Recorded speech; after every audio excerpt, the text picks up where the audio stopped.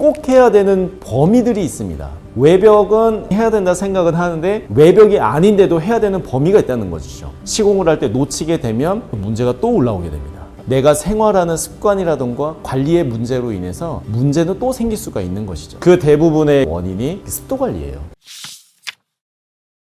보드를 대표적으로 말씀드렸지만 그런 복합 단열재를 전체를 놓고 보자고 한다면 아파트를 기준으로 했을 때 외벽에는 이미 단열이 들어가 있습니다. 보통 석고보드에 붙어 있게 되고 석고보드 안에는 단열재가 들어가 있는 그 단열벽이죠. 단열을 생각하는 건 외벽 위주로 생각을 하거든요. 춥고 결로 생기고 곰팡이가 생기니까. 그럼 그 벽을 어떻게 세공하느냐, 그 단열재를 갖다가 벽지만 뜯어내고 석고보드 위에 덧붙이는, 그렇게 시공을 한다는 겁니다. 거기에 덧붙이더라도 단열 시공을 한 거니까요. 지금 말씀드린 이 시공법은 가장 피해야 될 시공법 중에 하나입니다. 그곳에 그거를 덧붙이게 되면 실제로 문제되는 지점이 어디냐를 모르기 때문에 덧붙이는 거거든요. 그런 단열벽의 문제는 그 안쪽에서 문제의 원인이 있거든요.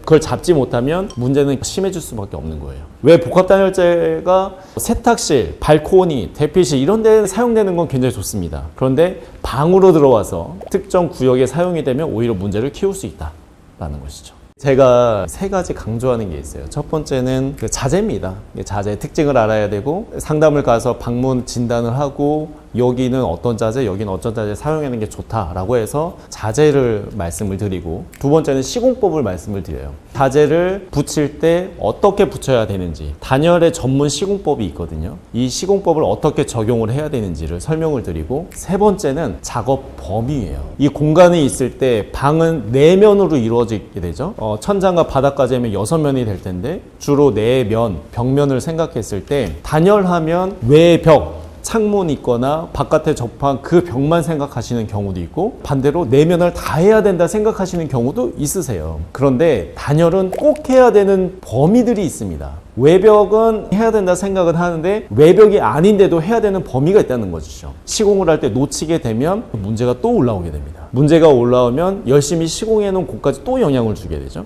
또 재발할 수가 있는 여지가 있기 때문에 이 세 가지, 자재와 시공법과 범위 설정, 이 세 가지가 다 중요하다라고 볼 수가 있습니다.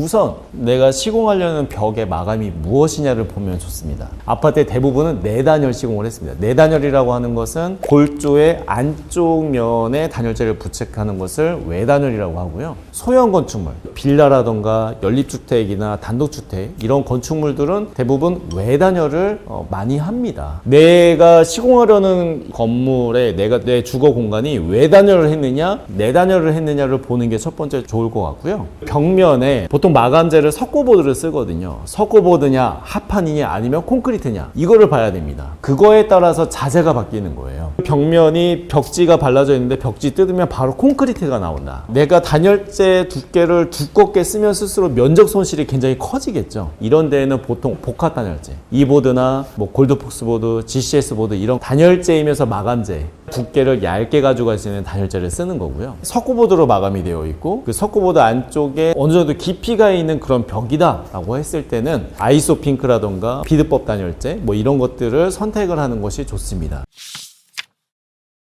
곰팡이 제거를 먼저 설명을 드리면, 곰팡이 제거제도 액상의 상품을 사용하게 되겠죠. 뿌리거나 바르거나 약품이니까 그거 자체가 수분을 머금고 있습니다. 약품 처리를 하게 되면 그 면은 수분을 많이 먹고 있겠죠. 근데 중요한 것은 시공을 하고 나서 생활을 할 때는 어떤 걸 하더라도 습도 관리는 매우 중요합니다. 생활 공간에 곰팡이 제거나 단열 시공을 해서 체질을 개선해 놨다고 해서 내 생활 습관이라던가 관리 측면이 개선이 되지 않으면 문제는 또 될 수 있어요. 원인은 달라지는 겁니다. 전에는 결로나 단열 때문에 문제가 생겼다면 단열 시공이나 이런 걸 통해서 잡았어요. 그것 때문에 문제가 되진 않겠지만 내가 생활하는 습관이라던가 관리의 문제로 인해서 문제는 또 생길 수가 있는 것이죠. 그 대부분의 원인이 습도 관리예요. 습도 관리는 항상 필요하다 보시면 되겠습니다.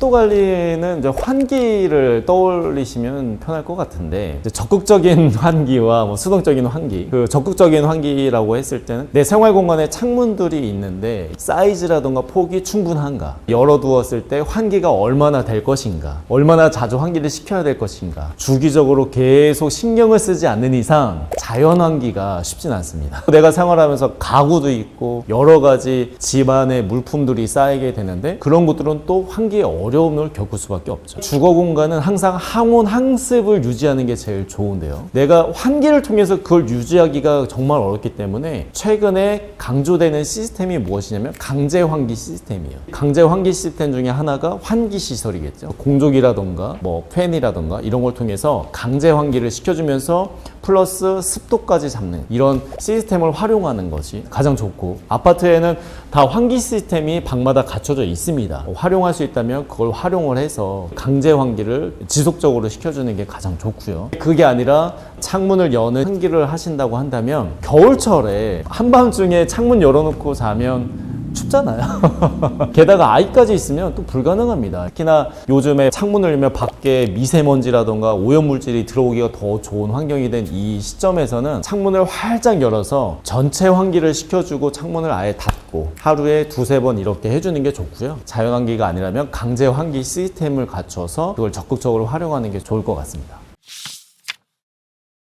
그 환풍기의 성능이 또 다 다르거든요. 몇 헥토파스칼이냐, 예를 들어서 환풍기를 켜놨는데 공기가 빠져나가는 게 아니라 오히려 역류해서 들어오는 경우가 있어요. 압력 차이 때문에. 그것도 고층 건물의 아파트에서 그런 현상이 일어나는데, 그래서 환풍기의 능력, 그 환풍 능력이 중요하고, 또 한 가지는 댐퍼라고 하는데 공기가 역류하지 않도록 막아주는 장치가 있습니다. 이거의 여부, 이런 것들이 제대로 갖춰져 있어야 될 것 같고요. 어쨌든 환기 장치에서 공기가 빠져나가는 거니까 좋지만, 여기에서 한 가지 또 뭐가 생기냐면 어딘가에 공기가 빠지면 어딘가에서 들어와야 돼요. 계속 빠지기만 하면 진공 상태가 되겠죠. 그래서 그 공간에 환풍기를 틀어서 공기가 빠져나간다는 얘기는 어딘가에서 공기가 들어오고 있다는 얘기예요. 내가 창문을 열어놨다면 그 공간으로 들어올 거고요. 현관문 틈에서 들어오기도 하고, 현관문에 그 잠근 장치 있잖아요. 그 안에서도 들어옵니다. 공기가 빠져나가고 있으면 공기가 들어오는 거예요. 이 설계가 같이 염려되지 않으면 의도치 않은 틈에서 외부 공기가 유입될 수 있고, 이 외부 공기가 필터되지 않으면 오히려 공기의 질이 나빠질 수 있다. 그래서 아파트에 있는 공기순환장치, 열애수 환기장치라는 것은 나가는 것과 들어가는 공기가 두 곳이 존재합니다. 그런 장치가 환기장치거든요. 화장실의 환기장치는 그게 아니잖아요. 일방적으로 빼는 거기 때문에 그런 부분도 염두에 둬야겠죠.